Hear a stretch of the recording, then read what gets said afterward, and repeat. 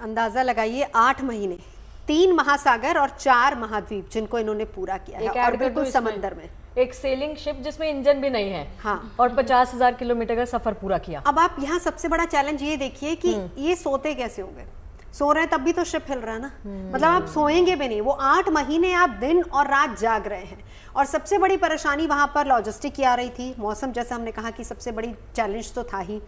उसके अलावा बहुत बड़ा चैलेंज ये भी था कि इक्विपमेंट्स अगर ख़राब हो जाएं तो आपको इतना प्रशिक्षित रहना है कि आप खुद उसको ठीक करेंगे, किसी तरह की कोई बाहरी मदद आपको नहीं मिलेगी। और यही एक बड़ी वजह, बड़ा कारण है कि आज दुनिया इन दोनों को सलाम कर रही है। ऑस्ट्रेलियाई संसद में किस तरीके से इनको सम्मानित किया गया वो भी हम आपको तस्वीरें दिखाते हैं।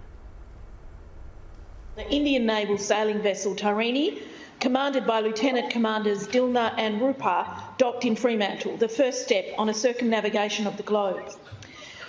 The INSV Tarini's all-female crew departed from Goa, India on the 2nd of October 2024 and sailed for 38 days before reaching Fremantle, where it will be docked for 2 weeks while the crew restocks and prepares for the next leg of their journey to New Zealand.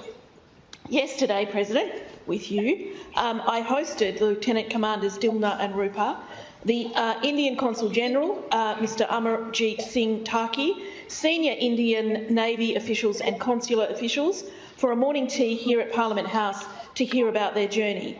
And President, they join us in the President's Gallery today. I'm advised that over the 4,900 nautical miles of their journey so far, they have sailed with humpback whales, encountered high winds and noticed a significantly cooling climate as they've headed south. During the 8-month voyage, the crew will make further stops before returning to India around May 2025. Throughout their journey, Lieutenant Commanders Dilna and Rupa will also be undertaking scientific work, recording what they observe while at sea. Lieutenant Commanders Dilna and Rupa are true trailblazers, and their circumnavigation will no doubt inspire many girls and young women to consider roles in the Indian Navy. I want to congratulate them on their significant undertaking and wish them all the best for the rest of their journey.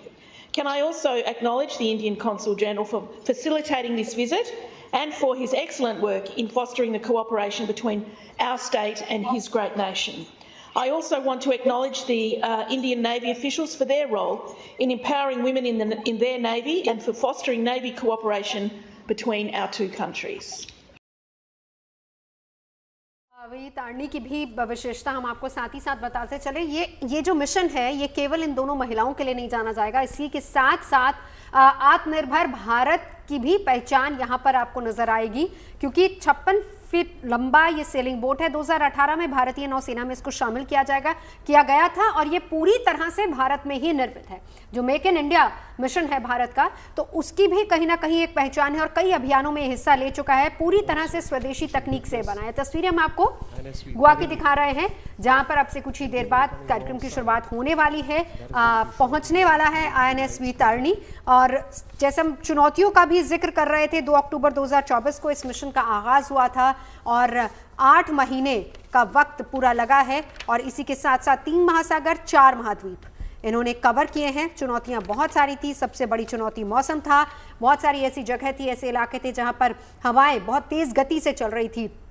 कई जगह 93 kilometre प्रति घंटे की रफ्तार से हवाएं थी, 7 metre ऊंची लहर थी। और सबसे जो हार्ड पॉइंट था, कहा जा रहा है कि तीसरा चरण जो था वो सबसे ज्यादा टफ था, जिसमें नीमो पॉइंट का जिक्र आता है, जो सुदूर साउथ पोल की तरफ है, जहां सबसे ज्यादा तेज हवाएं चल रही थी। वहां पर किस तरीके से, और ये देखिए अब तस्वीरें हम आपको दिखा रहे हैं रक्षा मंत्री राजनाथ सिंह के साथ। इस वक्त रूपा और दिलना दोनों को आप देख सकते हैं पहुंच चुकी है। 8 महीने के इस मिशन को कंप्लीट करने के बाद गोवा में फ्लैगिंग सेरेमनी की शुरुआत हो चुकी है। न सिर्फ भारत के लिए, न सिर्फ हमारी नौसेना के लिए, बल्कि एक मिसाल ये दोनों बनी है पूरी दुनिया की महिलाओं के लिए भी।